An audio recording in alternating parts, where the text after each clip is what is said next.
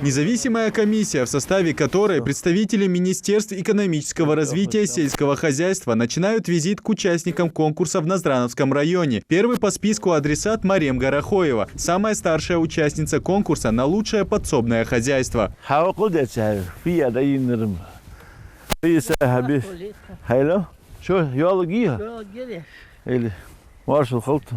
В ее огороде обилие плодовых кустарников. Все культуры в хозяйстве соседствуют по законам огородничества. Здесь 2 десятка кустов помидоров и столько же огурцов. Чуть дальше грядки с редисом, картофелем, сладким перцем и тыквой. В огороде Марем также растет кукуруза. Из нее они получают муку. Комиссия прошлась по всем культурам и оценила труд бабушки.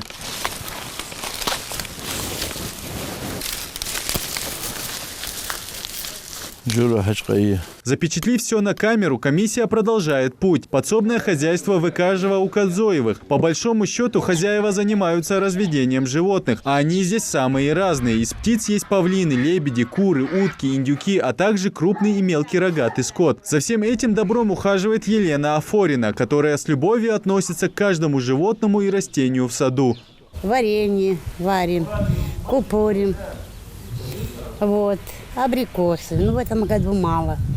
Вот это вот белая черешня, вот это вишня, тоже накупорили.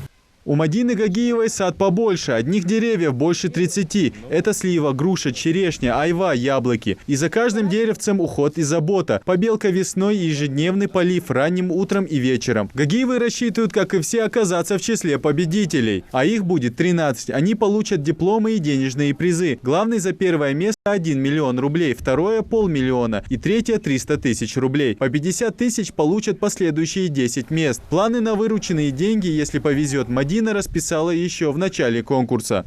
Мне бы хотелось бы уже благоустроить свой двор. Небольшой огород чисто для нас у нас есть. Это у нас небольшая семья из 5 человек. Ведение данного небольшого огорода мне позволяет в осенний, летний период не покупать овощи и фрукты с рынка, чисто свои, натуральные, свежие. И поэтому, может, здесь еще какие деревья новые докупить можно. И хотелось бы цветами заняться.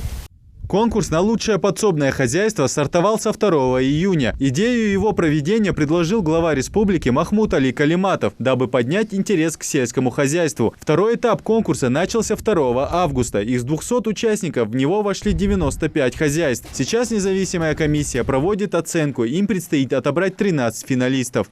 После объезда, после посещения этих личных подсобных хозяйств будет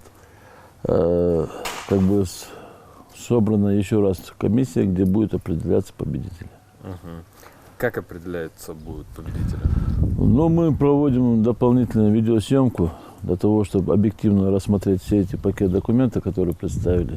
Есть фотоматериал, есть видеоматериал, есть, согласно порядку предоставления, оказания помощи грантовой, есть бальная система. Это все будет учитываться в кучу. Оценка проводится по ряду критериев, от разнообразия разводимой живности и выращиваемых культур до условий, которые создают на предусадебных участках для эффективного разведения хозяйства. Итоги конкурса подведут 31 августа. Идрис Ижиев, Адам Гулоев, Рамзан Зурабов. Новости 24.